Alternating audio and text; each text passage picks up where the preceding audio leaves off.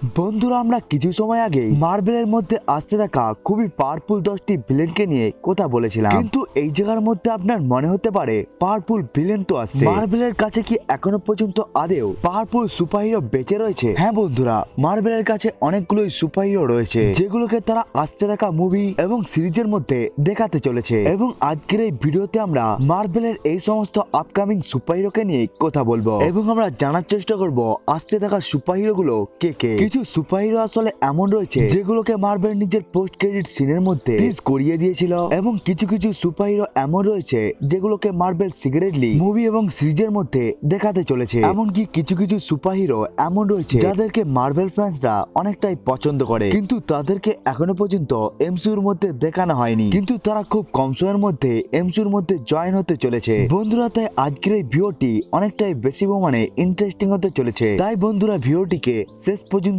দেখতে ভুলবেন না। চলুন বন্ধুরা, এবার অতটা বেশি মনের সময়কে অপচয় না করে এই ভিডিওটিকে শুরু করা যাক। নাম্বার 10, পানিসার অর্থাৎ ফ্র্যাঙ্ক ক্যাসেলকে কোন রকম ইন্ট্রোডাকশনের দরকার নেই, কারণ এর নিজের নেটফ্লিক্স শোই অনেকটাই বেশি মানে জনপ্রিয় ছিল। এমনকি আপনারা যদি এই সিরিজকে নাও দেখে থাকেন, এরপরে আপনারা এই ক্যারেক্টারটির নামকে অবশ্যই শুনে থাকবেন, এবং এই সিরিজটি আসার পর আমাদেরকে 5 বছরের অপেক্ষা করতে হয়। কিন্তু ফাইনালি যখন ডেয়ারডেভিল বর্ন অ্যাগেন থেকে অনেকগুলো সেটের ফটো বাইরে চলে আসে, যেটিকে আপনারা এই স্ক্রিনের মধ্যেই দেখতে পাচ্ছেন, সেখানে আমরা ক্লিয়ারলি দেখতে পাচ্ছি ফ্র্যাঙ্ক ক্যাসেলের ক্যারেক্টার ডেয়ারডেভিলের সাথে রয়েছে, অর্থাৎ ডেয়ারডেভিল বর্ন অ্যাগেন সিরিজের মধ্যে আমরা পানিসারকে দেখতে পাবো, এবং এই সিরিজের সাথেই এমসিইউর মধ্যে পানিসার যোগ হয়ে যাবে। পানিসার আসলে খুবই একটি ইন্টারেস্টিং ক্যারেক্টার, যে আসলে একটি সাধারণ মানুষ, কিন্তু সে নিজের গান এবং এক্সপিরিয়েন্স কে ব্যবহার করে সে বিভিন্ন ধরনের ক্রাইমের সাথে লড়াই করে থাকে। এবং কমিকের যখন একটি অল্টারনেটিভ ইউনিভার্সের মধ্যে পানিসারের পুরো ফ্যামিলি যখন এক্সম্যান এবং অ্যাভেঞ্জারের সাথে লড়াইয়ের জন্য মারা যায়, তখন সে সমস্ত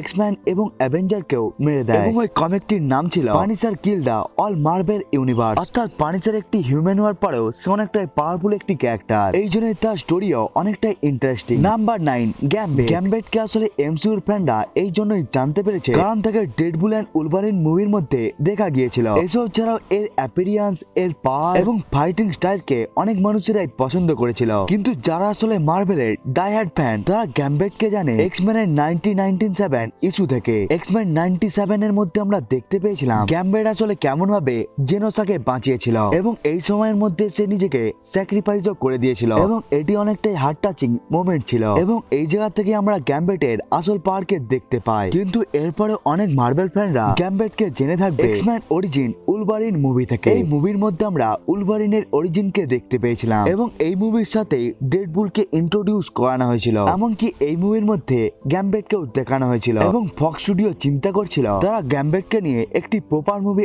আনতে চলেছে, ঠিক তেমন ভাবে যেমন ভাবে তারা ডেডপুলকে নিয়ে মুভি বানিয়েছিল। এবং যদি ওই সময়ের মধ্যে ওই কাজটি হয়ে যেত, তাহলে ডেডপুলের মতো আজ গ্যাম্বেটও অনেকটাই জনপ্রিয় হতো, কিন্তু ফক্স স্টুডিও ওটিকে এক্সিকিউট করতে পারেনি। এবং যে অ্যাক্টরটি আসলে গ্যাম্বেটের রোলকে প্লে করেছিল, সে আসলে একটি ইন্টারভিউ এর মধ্যে বলেছিল সে চায় যাতে এই মুভিটি তৈরি হোক, এমনকি সে এই মুভিটির জন্য সবকিছুকেই করতে পারে। এই জন্যই আমরা ভবিষ্যতের মধ্যে গ্যাম্বেটকে নিয়ে একটি প্রপার মুভি দেখতে চলেছি। এবং আপনারা যারা গ্যাম্বেটকে জানেননি তাদেরকে আমি বলে দিই যে গ্যাম্বেট আসলে একটি ওমেগা লেভেলের মিউটেন্ট ছিল, এবং ওমেগা লেভেল আসলে মিউটেন্ট পাওয়ারদের মধ্যে সব থেকে উপরে থাকে, এবং পুরো পৃথিবীর মধ্যে 10 থেকে 20টির মতো ওমেগা লেভেলের মিউটেন্ট এক্সিস্ট করে, কিন্তু সে নিজের পাওয়ারকে কম করিয়ে দিয়েছিল কারণ সে নিজের ভালোবাসা রোকে টাচ করতে চেয়েছিল। এবং এই সিনটিকে আমরা অ্যানিমেটেড সিরিজের মধ্যেও দেখতে পেয়েছিলাম, এবং এই সমস্ত কারণের জন্য গ্যাম্বেট নিজের উপর কিছু ট্রিটমেন্ট করিয়েছিল, যেখান থেকে সে জানতো তার পাওয়ার অনেকটাই কম হয়ে যাবে, কিন্তু এরপরও সে নিজের মধ্যে ট্রিটমেন্ট করিয়েছিল।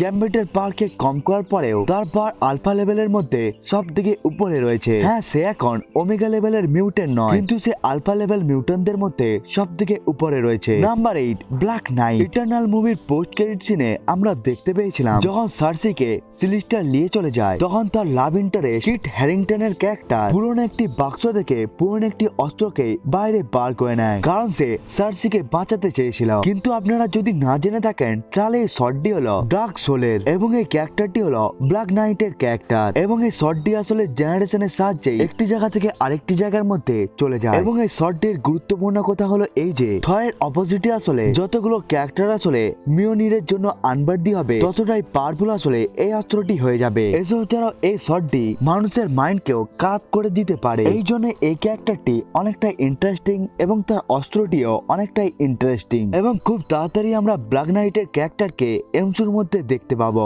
এবং এই মুভির যখন পোস্ট ক্রেডিট সিনের মধ্যে আমরা একটি ব্যাকগ্রাউন্ডের মিউজিককে শুনতে পেয়েছিলাম, সেটি আসলে ব্লেডের ছিল এবং এমসিইউর মধ্যে ব্লেডের মুভি অ্যানাউন্স হয়ে গিয়েছে এবং খুবই বেশি পরিমাণে চান্স রয়েছে যে ব্লেড মুভির সাহায্যে ব্ল্যাক নাইট ক্যারেক্টারটিকে এমসিইউর মধ্যে ইন্ট্রোডিউস করানো হবে। নাম্বার 7, হারকিউলিসের ক্যারেক্টারকে আমরা থর লাভ এন্ড থান্ডার মুভির পোস্ট ক্রেডিট সিনের মধ্যে দেখতে পেয়েছিলাম এবং জিউস হারকিউলিসকে বলতে থাকে যেহেতু থর তাকে হিউমিলিয়েট করে দিয়েছিল, এই জন্য জিউস চায় হারকিউলিস থরের কাছে পৌঁছে গিয়ে তার রিভেঞ্জ নিই এবং এর সাথে সাথে আমরা হারকিউলিস এবং থরের মধ্যে হতে থাকা লড়াইকেও আমরা দেখতে পাবো। এখনো পর্যন্ত আমরা হারকিউলিসকে অ্যাকশনের মধ্যে দেখিনি, কিন্তু অনেকগুলো স্ট্রং রিপোর্ট এটি বলে যে থরের ফিফথ মুভির আসলে নামই হতে চলেছে Thor and the legend of Hercules. অর্থাৎ আমরা এই দুটো ক্যারেক্টারকেই একসাথে দেখতে পাবো এবং তাদের মধ্যে আমরা লড়াইকেও দেখতে পাবো এবং এর সাথে আমরা একটি ইন্টারেস্টিং কাহিনীকেও তৈরি হতে দেখতে পাবো। হারকিউলিসের ক্যারেক্টার আসলে মার্বেল কমিকের মধ্যে একটি প্রপার সুপারহিরো এবং যে আসলে অনেকটাই সময় ধরে অ্যাভেঞ্জার টিমের সাথেও ছিল এবং তার সাথে অন্যান্য অনেক মার্বেল ক্যারেক্টারেরও লড়াই হয়েছিল, যেমন ইটারনালের সাথে তার পুরনো ইতিহাস রয়েছে এবং এর সাথে যখন কমিকের মধ্যে সিভিল ওয়ার হয়েছিল আয়রন ম্যান এবং ক্যাপ্টেন আমেরিকার মধ্যে, তখন হারকিউলিস ক্যাপ্টেন আমেরিকার টিমকেও জয়েন করে নিয়েছিল। অর্থাৎ এই ক্যারেক্টারটির লম্বা ইতিহাস রয়েছে কমিক বুকের মধ্যে এবং এর সাথে এই ক্যারেক্টারটি এমসিইউর মধ্যে আসতে চলেছে। Number 6, Nova. কেভিন ফাইগিকে মার্বেল ফ্যান্সরা অনেক বছর ধরেই জিজ্ঞাসা করছিল পরে সুপারহিরো আসলে আমাদের কে হতে চলেছে। এই জন্য এখন কেভিন ফাইগি অ্যানাউন্স করে দিয়েছে যে আমরা রিচার্ড রাইডারের নোভাকে আমরা এমসিইউর মধ্যে দেখতে চলেছি। রিচার্ড রাইডারের নোভা সংক্ষেপে আপনাদেরকে অরিজিন বলে দিই। আমরা নোভার প্ল্যানেট জেন্ডারকে আগে থেকে গার্ডিয়ান অফ গ্যালাক্সির ভলিউম 1 মুভির মধ্যে দেখতে পেয়ে গিয়েছিলাম, যে জায়গার মধ্যে আমরা দেখতে পেয়েছিলাম এই প্ল্যানেটকে আসলে রুল করে থাকে একটি সুপ্রিম ইন্টেলিজেন্স, একটি আর্টিফিশিয়াল ইন্টেলিজেন্স যে আসলে পুরোপুরি ভাবেই জেন্ডারকে কন্ট্রোল করে। কিন্তু কমিকের মধ্যে যখন জেন্ডার ডিস্ট্রয় হয়ে যায় এবং এক এক করে সমস্ত নোভাই যখন মারা যায়, তখনই রিচার্ড রাইডার সব থেকে শেষ বেঁচে থাকা নোভা ছিল এবং ওই আর্টিফিশিয়াল ইন্টেলিজেন্সটি নোভার হেলমেটের মধ্যে ঢুকে যায়। অর্থাৎ রিচার্ড রাইডারের হেলমেটের মধ্যে পুরো জেন্ডারের মধ্যে থাকা সমস্ত নোভার পাওয়ার এবং নলেজ রয়েছে এবং এমন ভাবে কমিকের মধ্যে জন্ম হয়ে যায় নোভার, যে আসলে অনেকটাই পাওয়ারফুল একটি ক্যারেক্টার এবং এই ক্যারেক্টারটিকে আমরা এমসিইউর মধ্যে দেখতে চলেছি এবং এমসিইউর মধ্যে আসলে এই ক্যারেক্টারটিকে কেমন ভাবে দেখানো হবে সেটিও আসলে পরিষ্কার হয়ে গিয়েছে। এটিকে আসলে ইনফিনিটি স্টোনের সাহায্যে আমাদেরকে বলে দেওয়া হয়েছিল। আসলে থ্যানোস যখন পাওয়ার স্টোনকে নিয়ে নিয়েছিল তখন সে পুরো জেন্ডারকে ধ্বংস করে দিয়েছিল। এই জন্য জেন্ডার ধ্বংস হয়ে যাওয়ার পর তার আর্টিফিশিয়াল ইন্টেলিজেন্সের কি হয়েছিল সেটিকে আমরা এখনো জানতে পাই। এই জন্য ঠিক কমিকের মতোই এমসিইউর মধ্যেও নোভার অরিজিনকে দেখানো হবে। এবার বন্ধুরা আসা যাক আমাদের টপ 5 ক্যারেক্টারের কাছে। নাম্বার 5 এ রয়েছে আমাদের কাছে ঘোস্ট রাইডার। মার্বেল ফ্যান্সরা আসলে অনেক বছর ধরে জনি ব্লেচের ঘোস্ট রাইডারের জন্য অপেক্ষা করছে। এই ক্যারেক্টারটির আসলে সোনির মুভি অনেকটাই জনপ্রিয় হয়েছিল, যদিও আমরা এজেন্ট অফ শিল্ডের মধ্যে রবি রেসের ঘোস্ট রাইডারকে দেখতে পেয়েছিলাম, কিন্তু এই ক্যারেক্টারটির মধ্যে জনি ব্লেচের মতো আসলে পাওয়ার ছিল না। কিন্তু ফাইনালি আমাদের সামনে এমন রিপোর্ট সামনে আসছে যেখানে এমসিইউ জনি ব্লেচের ঘোস্ট রাইডারকে ইন্ট্রোডিউস করতে চলেছে। এছাড়াও এমসিইউ অ্যানাউন্স করে দিতে পারে ঘোস্ট রাইডারের একটি প্রপার সিরিজকে। এটি আসলে খুবই একটি পারফেক্ট টাইম হবে ঘোস্ট রাইডারকে ইন্ট্রোডিউস করানোর, কারণ মার্বেল অলরেডি মিস্টিক্যাল ক্যারেক্টারকে সেট করছে, যেমন ব্লেড, ব্ল্যাক নাইট এবং মুন নাইটের মতো সিরিজ এমনিতে অনেকটাই জনপ্রিয়। এই জন্য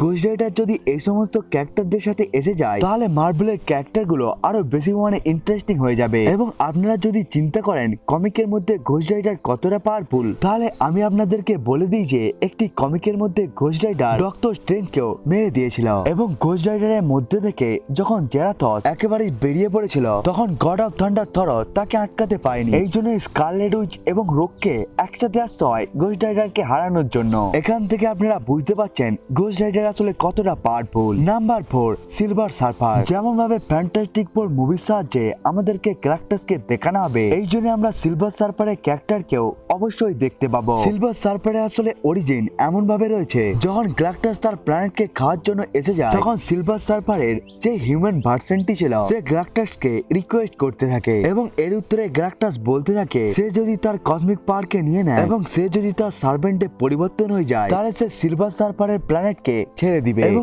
এটিকে আসলে সিলভার সার্পার করেও নেয়। কিন্তু সিলভার সার্পার আসলে গ্যালাক্টাসের সমস্ত ধরনের সার্ভেন্টের মধ্যে সবথেকে পাওয়ারফুল, এমনকি সে আসলে অনেকটা একটি ভালো ক্যারেক্টার। সিলভার সার্পার আসলে টাইম এবং স্পেসকেও ম্যানিপুলেট করতে পারে এবং সিলভার সার্পার অনেকবারই কমিকের মধ্যে হাল্ক এবং থরকে টক্কর দিয়েছিল। অর্থাৎ এই ক্যারেক্টারটিকে আমরা এমসিইউর মধ্যে দেখতে পাবো এবং এই ক্যারেক্টারটি আসলে এমসিইউর সবথেকে পাওয়ারফুল কসমিক ক্যারেক্টারদের মধ্যে একজন হবে। নাম্বার 3, বিকেন এন্ড স্পিড। বিকেন এবং স্পিডের আমরা চাইল্ডহুড ভার্সনকে আমরা ওয়ান্ডাভিশন সিরিজের মধ্যে দেখতে পেয়েছিলাম, কিন্তু আমরা এখনো পর্যন্ত তাদেরকে তাদের সুপার হিরো ভার্সনের মধ্যে দেখতে পাইনি এবং রুমার অনুসারে এই দুটো ক্যারেক্টার খুব তাড়াতাড়ি এমসিইউর মধ্যে জয়েন হতে চলেছে। এছাড়াও এমসিইউ ধীরে ধীরে সমস্ত ইয়ঙ্গার অ্যাভেঞ্জার গুলোকেও সেট করছে শুধুমাত্র বিকেন এবং স্পিডকে ছেড়ে, এবং আমরা হয়তো আগাতা সিরিজের মধ্যে বিকেন এবং স্পিডের স্টোরিকে খুবই ভালোভাবেই দেখতে পাবো। এবং এই জায়গার মধ্যে আমি বিকেনের পাওয়ারকেও আপনাদেরকে বলে দিই। আসলে এমন বলা হয় বিকেন আসলে বড় হয়ে গিয়ে ম্যাজিকের ডেস্টিনিকেই চেঞ্জ করে দিবে, এমনকি সে মাল্টিভার্সের মধ্যে রাখা ম্যাজিক বুককেও রিরাইট করে দিবে, অর্থাৎ সে আবার ম্যাজিককে রিডিফাইন করবে। বিকেন আসলে অ্যাডাল্ট ফর্মে না আসার আগে তার পাওয়ার আসলে স্কারলেট উইচের মতোই হয়ে গিয়েছিল এবং বিকেনকে আসলে ট্রেনিং দিয়েছিল আমাদের ডক্টর স্ট্রেঞ্জ, এমন একটি ক্যারেক্টার যার আসলে পটেনশিয়াল স্কারলেট উইচের থেকেও বেশি এবং যাকে আসলে ডক্টর স্ট্রেঞ্জ ট্রেনিং দিয়েছিল। এখান থেকে আপনারা বুঝতে পারছেন সে আসলে কতটা পাওয়ারফুল হতে পারে। এবং এই ক্যারেক্টারটি আসলে নাম্বার 3 তে এই জন্যই রয়েছে কারণ এটি হলো তার টিনেজ ফর্ম, সে এখনো পর্যন্ত তার অ্যাডাল্ট ফর্মে আসেনি। অন্যদিকে স্পিডও তার আঙ্কেল কুইকসিলভারের মতোই স্পিডি হয়ে থাকে এবং এই দুটো ক্যারেক্টার আসলে এমসিইউর মধ্যে পাওয়ারের ডেফিনেশনকেই পরিবর্তন করে দিবে। Number 2, mister fantastic and fantastic four. আমরা আসলে এমসিইউর মধ্যে এক বছরের মধ্যে ফ্যান্টাস্টিক ফোরের মুভিকে দেখতে চলেছি এবং এই মুভির মেন ভিলেন হতে চলেছে গ্যালাক্টাস এবং এই মুভির মধ্যে পেড্রো পাস্কাল মিস্টার ফ্যান্টাস্টিকের ক্যারেক্টারকে প্লে করবে। মিস্টার ফ্যান্টাস্টিক আসলে খুবই একটি ইন্টেলিজেন্ট ক্যারেক্টার এবং মার্বেল কমিকের মধ্যে অনেক জায়গার মধ্যে মিস্টার ফ্যান্টাস্টিকের পাওয়ারকে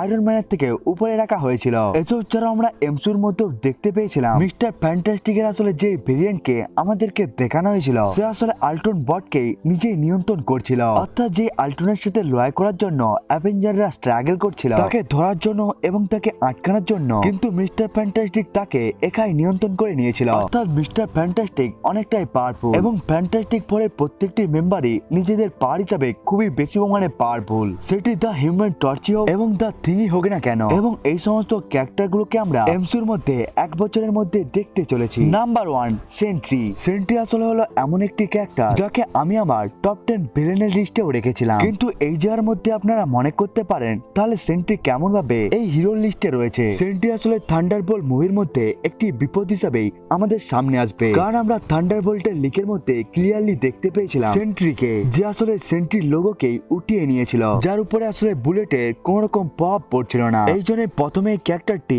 একটি ভিলেন হবে, কিন্তু এরপরে এই ক্যারেক্টারটি একটি হিরো হবে। আসলে সেন্ট্রি কমিকের মধ্যে একটি পুরোপুরি ভাবে গ্রে ক্যারেক্টার। সেন্ট্রির আসলে মেমোরি অনেকটাই ভোলেটাইল হয়ে থাকে, সে আসলে নিজের পাওয়ার এবং এক্সিস্টেন্সকেও ভুলে যায়। এসব ছাড়াও সেন্ট্রির একটি ডার্ক পার্সোনালিটিও রয়েছে যাকে আসলে দা ভয়েড বলা হয়, যে আসলে সেন্ট্রির ভেতরেই থাকে কিন্তু সে একটি ইভিল ক্যারেক্টার। সেন্ট্রিকে আসলে আপনারা এক প্রকারের হোমল্যান্ডার মনে করতে পারেন। আসলে সেন্ট্রি অনেকটাই বেশি পরিমাণে পাওয়ারফুল, কিন্তু সে নিজের ইমোশনাল এবং মেন্টালিকে কন্ট্রোল করতে পারে না। অর্থাৎ সেন্ট্রি একটি পাওয়ারফুল ক্যারেক্টার কিন্তু সে স্টেবল নয়। অর্থাৎ এই ক্যারেক্টারটি অনেকটাই দা বয়েজ এর হোমল্যান্ডার এবং ওমনি বয়ের মতো। বন্ধুরা, এটি ছিল 10টি আপকামিং মার্বেল সুপারহিরো। বন্ধুরা, এই সমস্ত মার্বেল সুপারহিরোদের মধ্যে আপনি কোন সুপারহিরোকে দেখার জন্য অনেকটাই বেশি পরিমাণে উৎসুক হয়ে রয়েছেন সেটিকে আপনারা কমেন্ট করে বলতে ভুলবেন না। বন্ধুরা, আজকের এই ভিডিওটা এতটা পর্যন্তই, দেখা হচ্ছে অন্য একটি ভিডিওর মধ্যে। ততক্ষণের জন্য বাই বাই।